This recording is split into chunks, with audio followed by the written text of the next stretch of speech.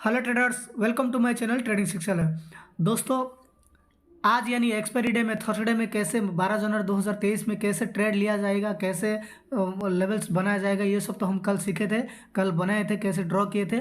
और लेवल्स वगैरह जाके देख लीजिएगा, जो वीडियो देखा नहीं वो एक बार जाके देख लीजिएगा कि लेवल्स हम लोग का कितना परफेक्ट काम कर रहा है। ठीक है, जैसे बोला गया था वैसे ही फ्लैट ओपनिंग जैसे होगा तो कैसे ट्रेड लिया जाएगा वैसे हुआ था। ब्रेक किया था फ्लैट ओपनिंग के बाद नीचे से। ठीक है, और नीचे आने के बाद यहाँ देखो ये बैंक निफ्टी में ये देखो 5 मिनट का कैंडल जो है फ्लैट, ये तो फ्लैट ओपनिंग है आपका। यहाँ फ्लैट ओपनिंग था, ये फ्लैट ओपनिंग, इसको इसको बिलो क्लोज किया। क्लोज करने के बाद आपका ट्रेड बनता था, और बनने के बाद ये तो 15 मिनट का है, लेकिन 5 मिनट का देख लीजिएगा। हम्म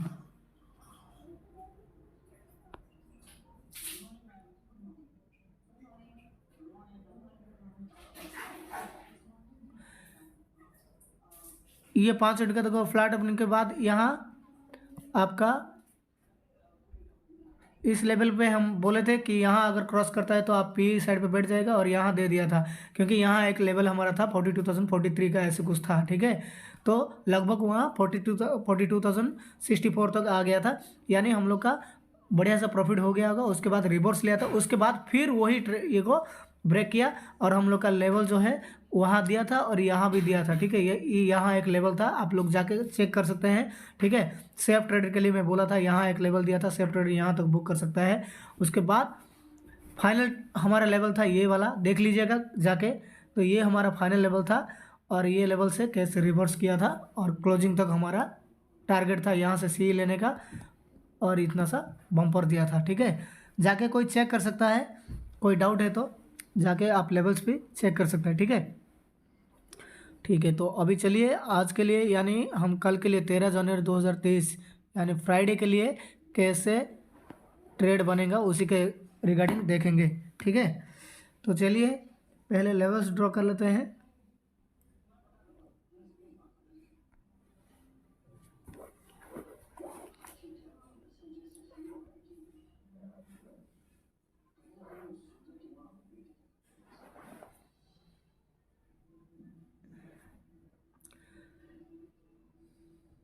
ये एक बन गया रेजिस्टेंस है,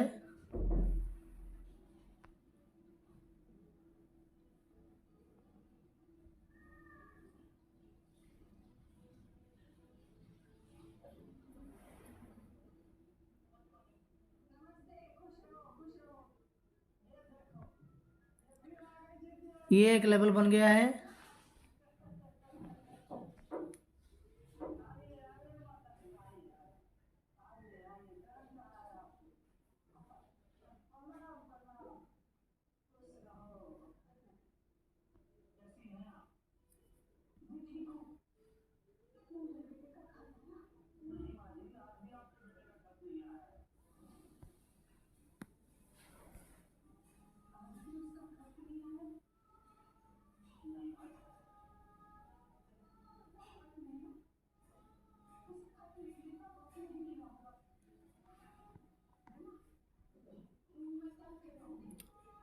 और दो लेवल ड्रॉ कर लेते हैं।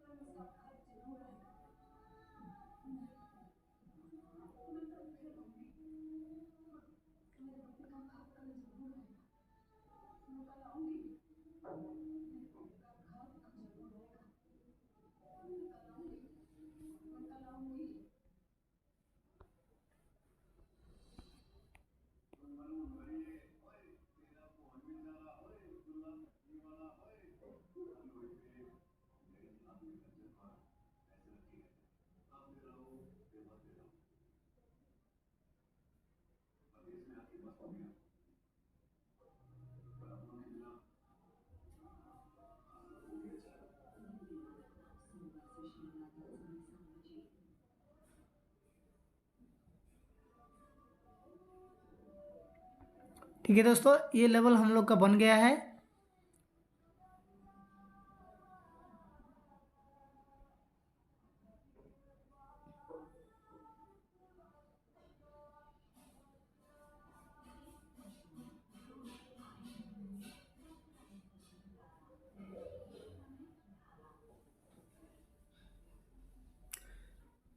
अच्छा ये वाला लेवल था, यहाँ एक लेवल है। लाइव लेवल ड्रॉ करने से थोड़ा टाइम लग जाता है इसीलिए, क्योंकि लेवल ड्रॉ करने में टाइम चला जाता है।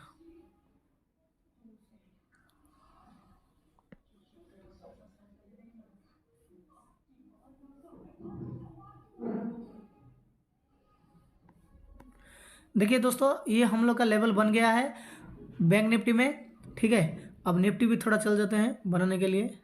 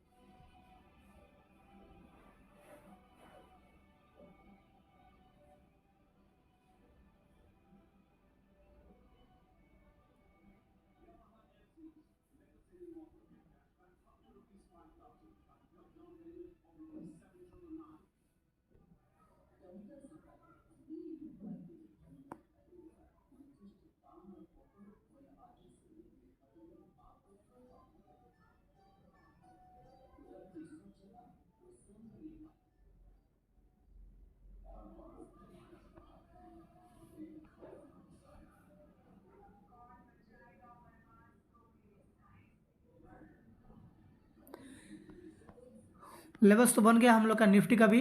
तो ठीक है, निफ्टी से ही शुरू कर लेते हैं पहले। अब चलिए दोस्तों, अगर कल मार्केट फ्लैट ओपनिंग होता है, ठीक है, अगर फ्लैट ओपनिंग होने के बाद, अब देखो मार्केट तो तीन तरीके से ओपन होगा, या फिर गैप डाउन, या फिर गैप अप, या फिर फ्लैट ओपनिंग। ठीक है, फ्लैट का पॉजिटिव नेगेटिव दोनों तरफ से होता है। तो ठीक है, तो सोचो अगर मार्केट कल फ्लैट नेगेटिव ओपनिंग हुआ, अब क्लोजिंग तो है 17,866 पे है। अब क्लोजिंग यहाँ अगर कहीं ओपन हुआ और ओपन होते ही ये लेवल को अगर ब्रेक किया, ठीक है, ये लेवल को अगर तुरंत ऐसे बड़ा सा कैंडल से ब्रेक करेगा, तो फिर हम लोग यहाँ थोड़ा रिट्रेसमेंट के लिए वेट करेंगे और एक सी के लिए बैठेंगे, और टारगेट रहेगा 17,944 का रहेगा। समझ गए?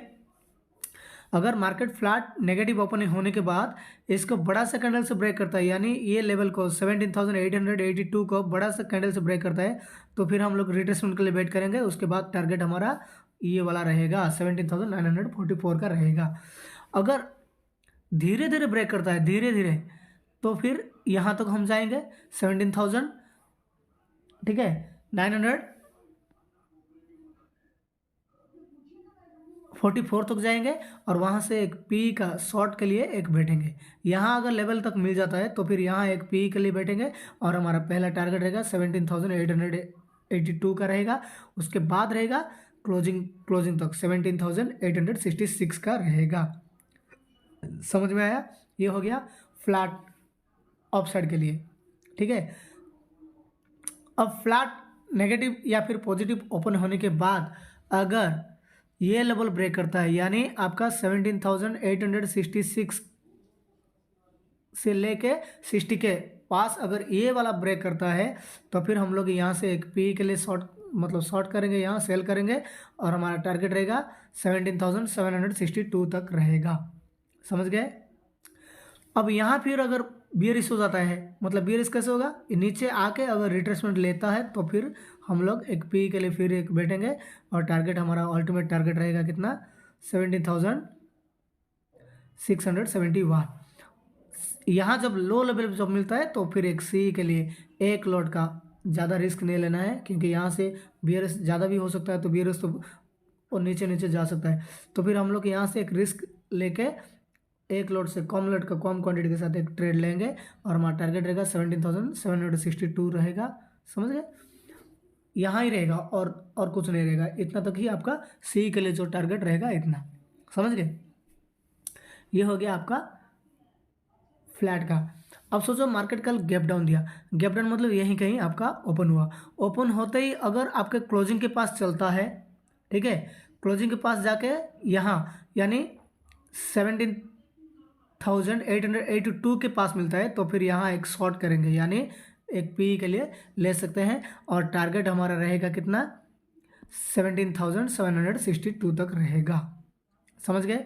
अब यहाँ गैप डाउन देने के बाद इसी लेवल को ब्रेक करता है 17,762 को, तो फिर हम रिट्रेसमेंट के लिए वेट करेंगे। अगर बड़ा सा एग्रेसिवली वेट ये करता है तो ब्रेक करता है तो रिट्रेसमेंट के लिए वेट करेंगे, और टारगेट हमारा रहेगा यहाँ पी लेंगे, और टारगेट हमारा रहेगा 70,671। अगर यहाँ से गैप डाउन देने के बाद धीरे धीरे यहाँ आता है, फिर ब्रेक करता है, तो फिर हम लोग फिर क्या करेंगे, एक पी के लिए यहाँ से डायरेक्ट बैठ जाएंगे, और टारगेट रहेगा 17,671। ठीक है, ये हो गया गैप डाउन। अब सोचो कल मार्केट गैप अप ओपन होता है, गैप अप ओपन होता है यानी आपका इस बीच में कहीं गैप अप ओपन होता है, ठीक है, 17,882 से लेकर 17,944 के अंदर अगर गैप अप देता है, तो फिर हम लोग इस लेवल को ब्रेक होने का वेट करेंगे, यानी 17,944 को अगर एग्रेसिवली ब्रेक करता है तो फिर रिट्रेसमेंट का वेट करेंगे, उसके बाद यहाँ से एक सी लेंगे लेवल के पास, और टारगेट हमारा 50 पॉइंट्स तक रहेगा, ठीक है, 40 से 50 पॉइंट्स रहेगा। अभी देखो ना, निफ्टी में 50 पॉइंट है, 30 से 40 पॉइंट पकड़िए, ठीक है, ये अल्टीमेट जो है टारगेट है ना, इसलिए हम लोग 30 से 40 पॉइंट का लेंगे। अगर सोचो मार्केट गैप अप यहाँ इसी बीच में कहीं होता है, और होने के बाद अगर, या फिर ऊपर भी हो सकता है, होने के बाद ही अगर डायरेक्ट आपका रिजेक्ट होकर 5 वाली कैंडल रेड बनाता है, तो फिर वहाँ से एक शॉर्टिंग कर लेंगे, यानी सेल करेंगे, और हमारा टारगेट रहेगा 17,882 रहेगा, ये वाला लेवल, ठीक है, ये रहेगा। उसके बाद आपका क्लोजिंग रहेगा 17,866। समझ गए, ये हो गया गैप अप। अब निफ्टी का काम खत्म हुआ, अब चलते हैं हम लोग बैंक निफ्टी के लिए।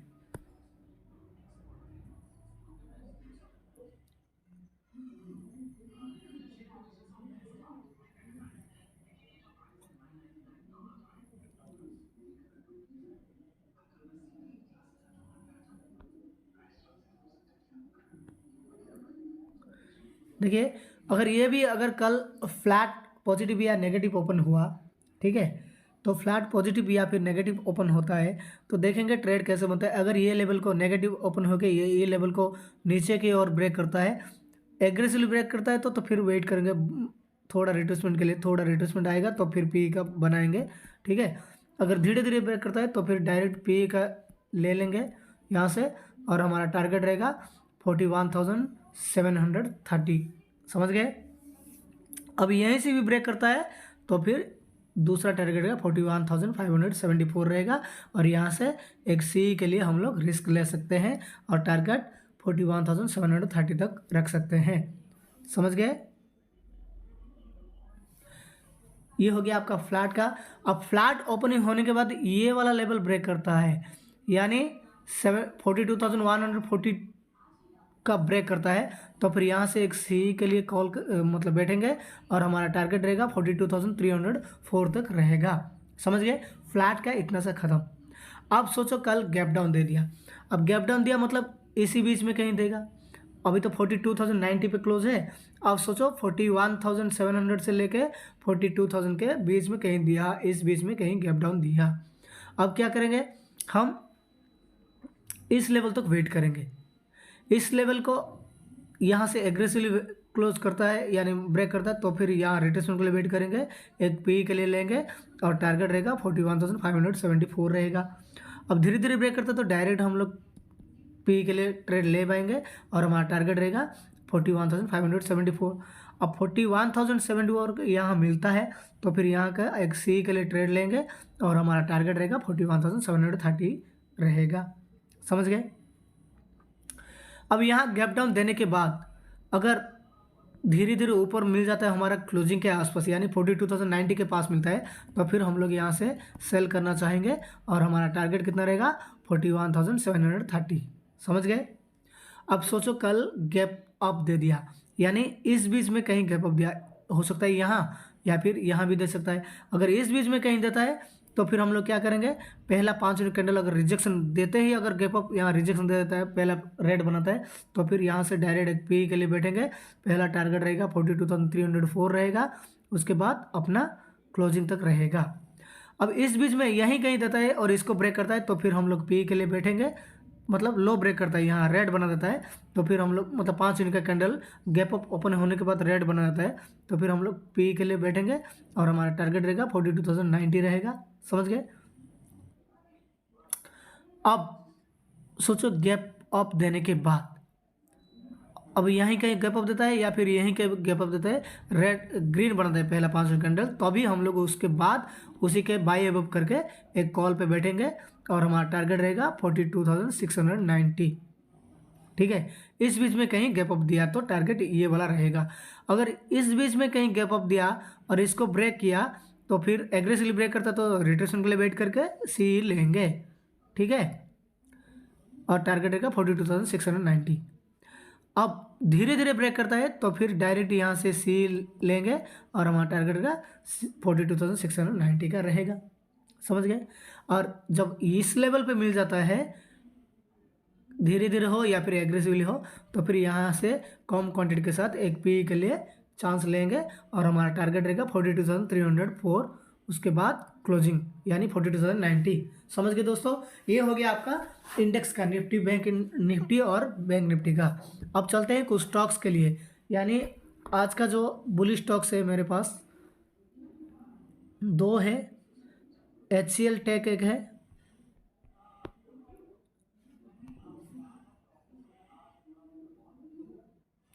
HCL टेक दोस्तों 174 जब ब्रेक करेगा 5 यूनिट का कैंडल, तब उसी के एबव से हम बाई करेंगे।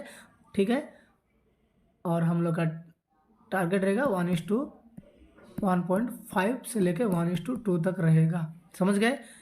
अब दूसरा स्टॉक है मेरा नवीन फ्लोर।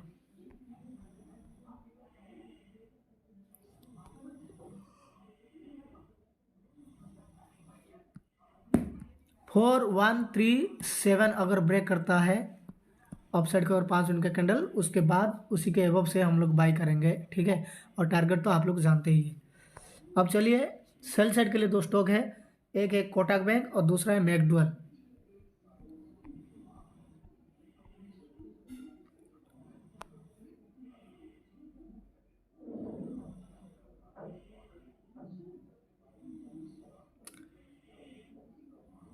कोटक बैंक अगर 1779 अगर लो ब्रेक करता है तो फिर हम लोग इसको सेल करना पसंद करेंगे। टारगेट तो आप लोग सब जानते हैं। अब चलिए मैकडुअल यानी यूनाइटेड स्पिरिट्स।